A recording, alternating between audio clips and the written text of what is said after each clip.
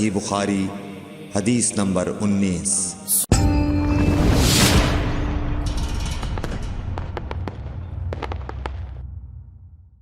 يا نبي سلام عليك، يا رسول سلام عليك، يا حبيب سلام عليك، صلوات الله۔